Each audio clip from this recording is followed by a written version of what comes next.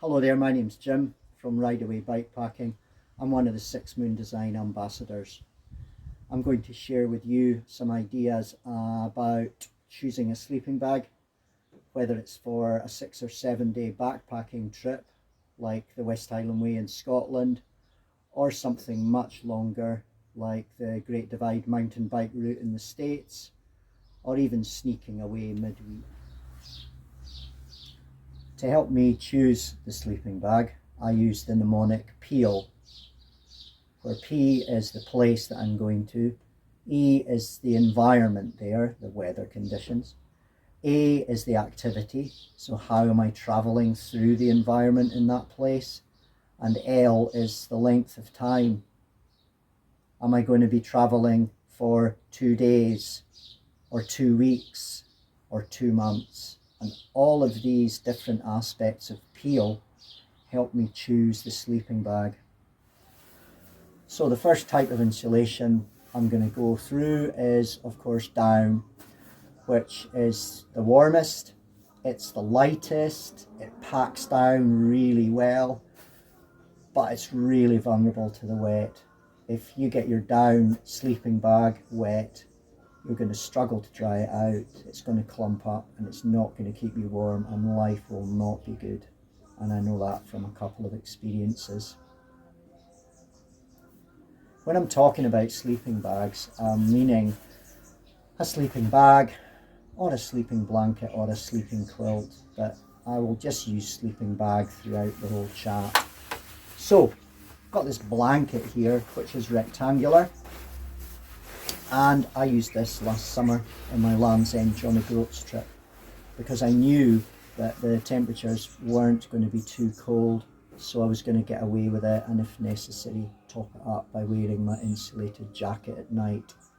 It's definitely seen better days. The down has been compressed too many times, it doesn't loft as well as it used to, but it's still a really versatile piece of kit. Here's another piece of kit that's light with down in it. This came from a friend of mine, Karen, who was involved in research of different products. So this bag was pretty special.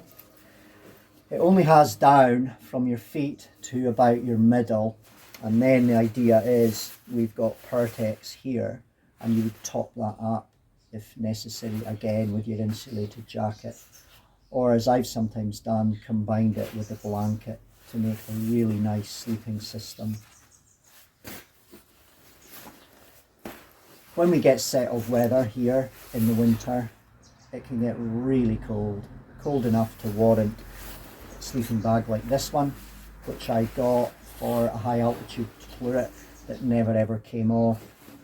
It's very difficult to pack, it's huge, but it keeps you so warm. My last down sleeping bag is back to the yellow and blue one. This bag was made by taking down from another 2 bags and putting it into a brand new shell. That was done by a company in England, and that was a really good way of reusing and not just buying another bag. So now we turn to synthetic. Synthetic insulation is certainly cheaper than down, but it is heavier and harder to pack, so we have to bear that in mind. If synthetic gets wet though, it will dry out quicker and will even still provide some insulation while it's wet. I've got a 4 season bag here that really proved its worth on a week-long expedition in winter, which included 3 days using snow holes. So stuff gets wet, but this still worked even in that damp environment, so that's well worth considering if you're backpacking in a damp environment for many days at a time. Here's the bag that I used on my first attempt on the Divide. I wasn't prepared to risk taking a down bag despite the warmth, so I sourced this synthetic bag.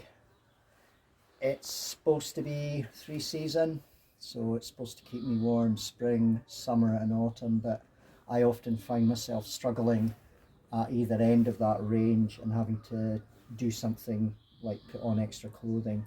I think it's reached the end of its life. It's been used a lot. However, really good functionality in this bag, and I really like the colour. Colour is really important when we're using kit day after day. So just a quick word about ratings of bags. In 2005, a standard was created for sleeping bags and allowed us to compare them independently.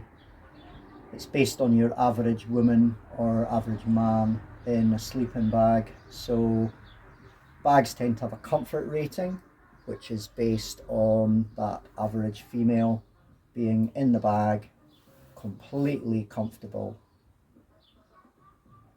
The limit rating refers to a man being in the bag, feeling a bit cold, maybe snuggling themselves up a little, but they're not shivering. We then have the extreme end of the rating, which is based on survival for 6 hours, and it may involve harm being done to the individual, so there is a risk of hypothermia. So that's your comfort, your limit and your extreme. And then we go on to just simply reference bags as being 1, 2, 3, 4, or in extreme cases 5 season bags. So a 1 season bag is going to be working in the warmest parts of the summer. It might even be something we would use for car camping. 2 season bag is primarily for use in the summer. 3 season bag should keep us warm spring, summer and autumn. And then we've got 4 season bags that allow us to stay warm during the winter as well. You do get bags out there that are given a 5 season rating, but it's really referring to use at high altitude, such as the one I showed you earlier, or in a polar environment. Here's some final thoughts about choosing a sleeping bag. Reducing consumption is really important. So maybe you don't have to buy a new bag. Maybe somebody's got a bag they don't want. Maybe you can take an old bag and get the down taken out and put into a new shell like I suggested there. So that's reusing. I've never recycled a sleeping bag, but we do have a responsibility going into the outdoors to look at these aspects. And the flip side, of course, is if we buy good quality kit, we're not going to need to replace it so often. So just to say thanks for watching, and I hope this has helped people when they're choosing a sleeping bag.